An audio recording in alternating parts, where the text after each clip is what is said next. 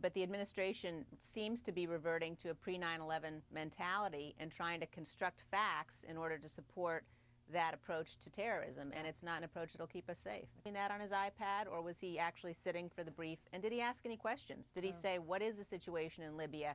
How can we ensure that our people are safe? And I'd like to...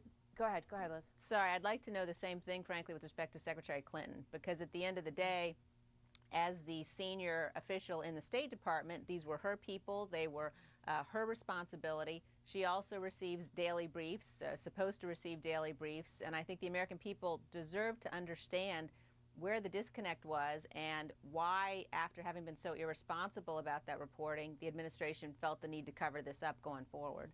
And why Susan Rice instead of Hillary Clinton in terms of the front person in speaking about all of this. And just back to the SEALs for a moment. What the point I was getting at was, is it a disservice? I mean, we all understand that we can't explain why all of our SEALs are in different places around the world, but is it a disservice to them to suggest that they were there to protect Ambassador Stevens and that he wasn't protected in some way? And that's one of the questions that we need a little bit more resolution on in this. Let's take a look at a soundbite that comes in from an independent security contractor with regard to all of this. And he says the business of intelligence has become politicized, says one of the contractors who performed the evidence review. That's just a sad fact, regardless of which party is in charge. What's your reaction to that, Liz?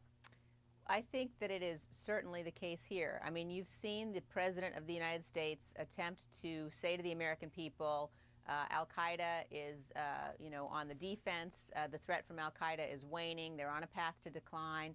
You saw the entire Democratic establishment try to claim at their convention that because President Obama ordered the strike against bin Laden, somehow the threat is diminished.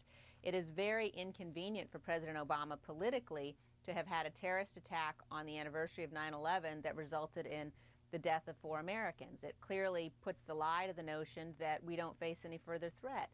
And I think, you see this now with the FBI team that took almost a month to get on the ground.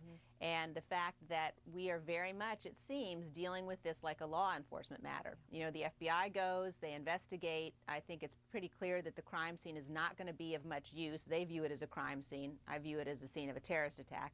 Won't be of much use to them after all this time.